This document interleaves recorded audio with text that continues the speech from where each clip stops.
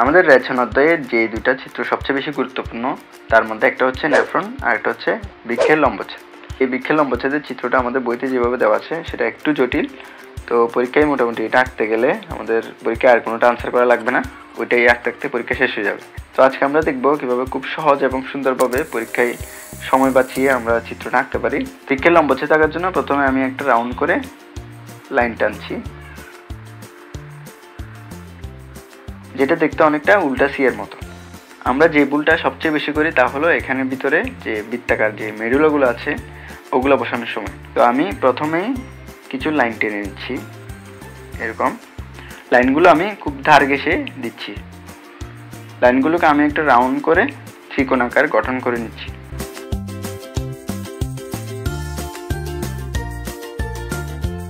এরপর আমরা করব কি, এই যে বাইরে যে রাউন্ডটা দিয়েছিলাম ওটাকে ডাবল করে দিব।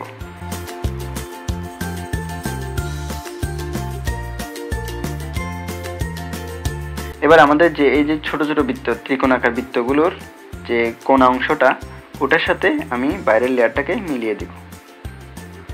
সেম এখান থেকে নিচের থেকে পাশেরটাতে মিলাবো একটা রাউন্ড করে, এবং বাকিগুলোও মিলিয়ে যাব। এবার আমি লাইনগুলোকে ডাবল করে দিব। এরপর এই যে খালি জায়গাগুলো আছে ওগুলোতে আমি কিছু সোজা সোজা লাইন দিব।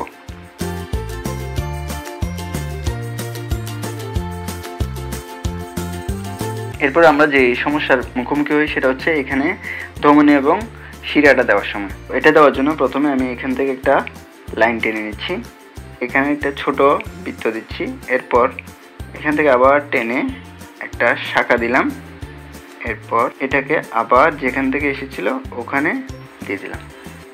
সেম এখানে একটা ছোট বৃত্ত দিব, এরপর এটাকে এদিকে ভিতরের দিকে দিয়ে দিব, এবং এখান থেকে আরেকটা শাখা এই পাশে দিয়ে দিব। দেওয়ার পর এটা আবার এদিকে মিলিয়ে দিব এবং আগের শাখার সাথে মিলিয়ে দিব, অথবা এদিক থেকে একটা শাখা বের করে দিব। এখন দিতে হচ্ছে আমাদের এখান থেকে যে ইউরেটারটা আছে ওটা।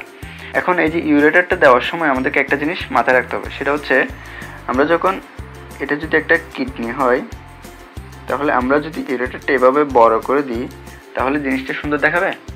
অবশ্যই দেখাবে না। আমাদেরকে করতে হবে কি, এই যে কিডনির যে গঠন ওখান থেকে কিছুটা ছোট করে দিলে জিনিসটা সুন্দর দেখাবে। তো আমরা এখানেও সেম জিনিসটা করব। যেহেতু আমরা এখানে কিডনি বড় করে এঁকেছি তাই ইউরেটারটা দিব একটু ছোট করে। এরপর আমাদের এই যে খালি জায়গাগুলো আছে এগুলো তো আমরা ফোঁটা দিয়ে পূরণ করে দেব।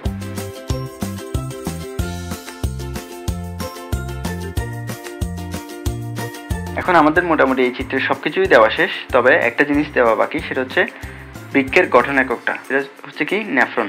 জাস্ট একটা নেফ্রন বোঝা যাচ্ছে ওইরকম করে দিলেই হবে। আমি এখানে দুটা এভাবে ভাঁজ করে একটা লাইন দিয়ে একটা বৃত্ত দিয়ে দিচ্ছি এবং ছোট ছোট দুটা শাখা বের করে দিলাম। ব্যাস, আমাদের হয়ে গেল বৃক্ষের লম্বচ্ছেদ। এবার আমরা চিহ্নিত করব। আশা করি তোমরা বুঝতে পেরেছ। যদি কোনো কিছু বুঝতে সমস্যা হয় অবশ্যই কমেন্ট করে জানাবে। ধন্যবাদ ভিডিওটা দেখার জন্য।